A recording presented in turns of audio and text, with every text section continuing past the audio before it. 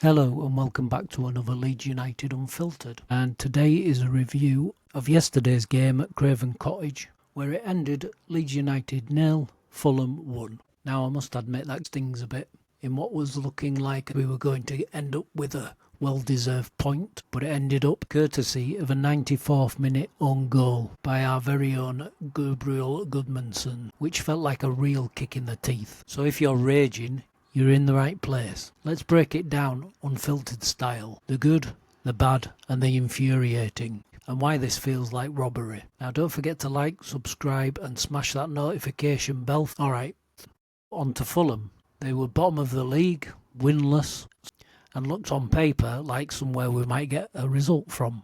But football's a cruel mistress in it. And we dominated possession, or big chunks of it. We had the better chances early on with Dominic Calvert-Lewin heading straight at Leno and Brendan Aronson forcing a save. But Fulham barely mustered a shot until late, around the 58th minute. Then their deadline day signing, Kevin, comes on as a sub around the 76 minutes, and he lights a fire up their arse. He nearly scores himself, and boom, the corner that leads to our disaster. XG was super low at 1.38 combined for both teams, so neither team screamed goal fest. But we definitely deserved a point for grinding it out all match. Attendance was 27,000 at Craven Cottage, and from what I'm seeing on X, Leeds fans are fuming. Posts are calling it robbery, and memes about our London curse continuing. Caldalo was solid in goal, had a good game, stepping in for the injured Perry. He made some key stops, like clawing away Harry Wilson's free kick. Injuries hit us hard too. Daniel James hobbled off. Fulham looked pretty toothless as well until that late push, but credit to Marco Silva for the tactics. So what's your take on it all? Were you watching live or were you catching the highlights? How gutted are you about the own goal? Think Goodmanson was unlucky or was the defence asleep? And hey, on a brighter note, who's your player of the match for us despite our loss? Harrison for the hustle? Nah, for me it's Caldalo. I think he had a cracking game and was really unlucky not to keep a clean sheet. And of course, we have plenty of Leeds fans losing their shit and going into meltdown. And it's sack the manager. So let's take a look at a few of their comments. I'll just read a couple of them out. Farke needs to go.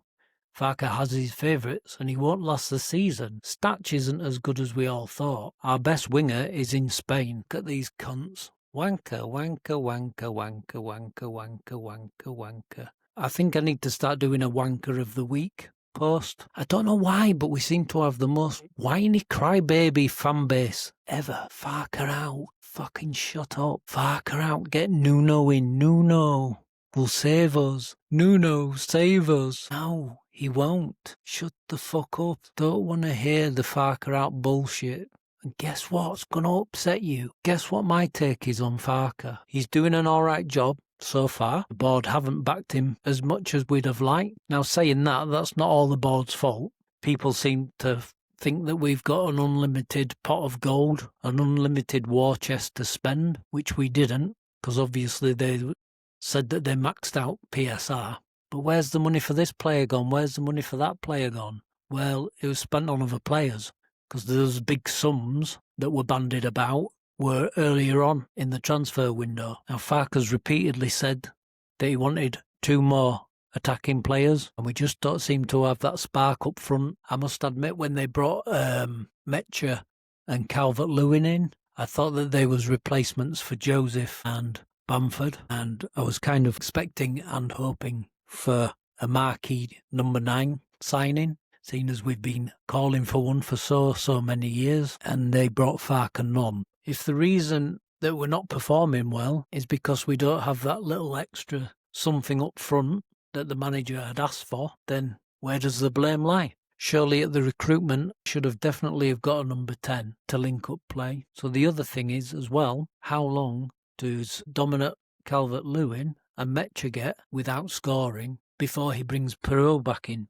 Joel had a bit of a rough deal so far, being dropped so early on in the season like he was last season. For me, if this season fails, it's not on the manager at all, if he hasn't been backed with the attacking options that he asked for. So here's my take on it. I say, no matter what happens, we stick with Farke. Let's face it, if we end up getting relegated who's best qualified to get us back? So the first half was a bit of a snooze fest. We had 56% possession, but it was all sideways and backwards passing, no penetration. Fulham were pretty much the same and barely registered one shot, and their first didn't come until the 58th minute, which was a tame free kick from Harry Wilson that Darlow watched sail wide. A half-decent chance for Dominic Calvert-Lewin with a header, which he unfortunately headed straight at the keeper. It's chances like those that we need to take, because they're going to be coming few and far between in the Premier League. But most of our efforts were forgettable. A couple of decent runs from Aronson, and Calvert-Lewin looking lively but very isolated. The game screamed of a 0-0 result, and to be honest, going into the game I think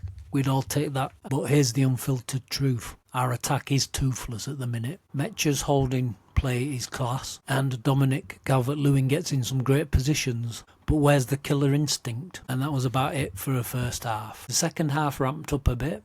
We push harder, clocking up 4 shots to their 0 very early on. Daniel James picks up a knock and hobbles off, gutting as he was starting to inject some pace into the game, bringing on Willie Gnonto, which adds a bit of a spark, but he couldn't quite turn the tide for us. Fulham finally wake up around the hour mark, but their defence, led by that brick wall Calvin Bassey and Joachim Andersen, is rock solid. 8 clearances from Andersen alone, man of the match stuff from them. We have moments, a corner here, a break there, but nothing really screams goal.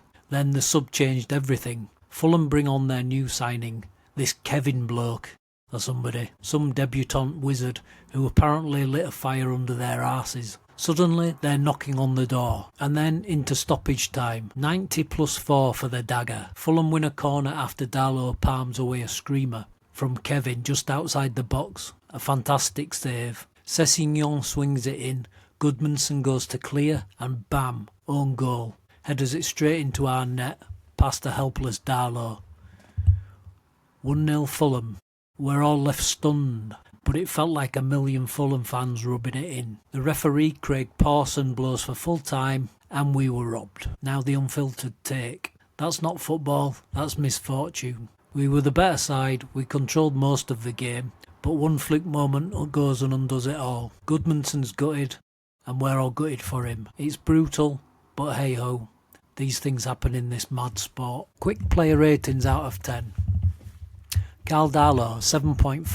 He had a really good game, made some important stops, and was really unlucky to not keep a clean sheet. Goodmanson, 5.5. I think he had a pretty good game until the own goal went in. Joe Rodon, 7. Just wish there'd have been better communication on that last corner. Bogle, 7. I thought he had a good game. He looked quite solid in defence. Ethan Ampadu, 7.5. Rock, breaking up plays like a boss. Anton Stach, 6. A few wayward passes here and there, but overall a pretty mediocre game for him. Brendan Aronson, 6. A lot of hustle, a lot of energy, but no end product. Noah Okafor, 7. Again, he looked pretty solid, and at least he drives at players, but again, no real end product from him either. Daniel James, 6. His pace threatened before he got injured. Willie Gnonto, 6.5. He injected some energy when he came on, and he was unlucky not to score. DCL, 6.5. Had a couple of half chances, but was lacking supply. Overall team score, 6 out of 10. We definitely deserved a point out of that game. Fulham, lucky 7. That Kevin sub was a game changer. So let's have a look what people are saying on socials. That brings us on to this week's Wanker Watch. And as you can see, there's plenty of wankers all over social media this week regarding the manager's position. Let's take a look at a few of them. Tanya Jacobs says, Yeah, largely leaving was because of Farker, 100%. Makes no sense to go get Okafor, who is not any better and probably worse, and also injury prone. And Starlight HP9MM says, Farker doesn't know how to handle the Prem. Starting Aronson shows he's not up to the job. We need to move for Nuno Espirito Santo, or it's straight back down. Personally, I don't want someone that sounds like a Brazilian prayer. Nuno Espirito Santo. Zenkai says, Farker out. DB6 says, Farker out, Paul, now. Farker out, Paul. Please sack Farker. Farker's substitutions are shocking. Farker needs to go. Damar says. Farker needs to go. Just Dinnick says. Farker's in trouble now. Zenkai says. Farker protectors in denial. Lucas says. Farker's shitty subs yet again. Sharon Sendall says. How long are we giving Farker? 1920.20 says. Farker will be gone in October. Damar says. Nuno, now. Reese says, bring me Nuno. Barry Dunn, let's go get Nuno. Nuno for the subs. Nuno or Bielsa. Would you bring Nuno in? Would you take Nuno manager? We owe nothing. Bring Nuno in. We need Nuno or Jose. ASAP. Here comes the Nuno chat. Absolutely hilarious. And James Furwin says. Karen, should we sack Farker and get Nuno instead, please? And the wanker of the week goes to Damar. Well done, Damar. He's leading with. Farker needs to go. He has his favourites, and he won't last the season. 100% he doesn't see this season out.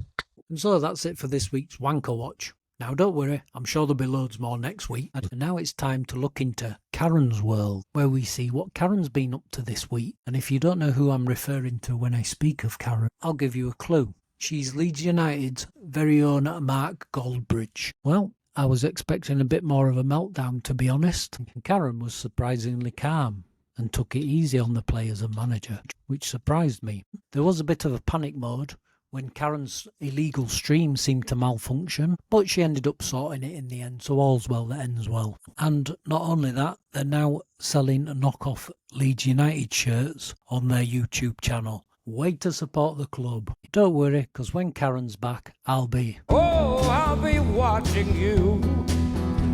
And so that's pretty much it for this week from Unfiltered. As I said before, extremely unlucky not to come away with a point. It's not the end of the world at the minute.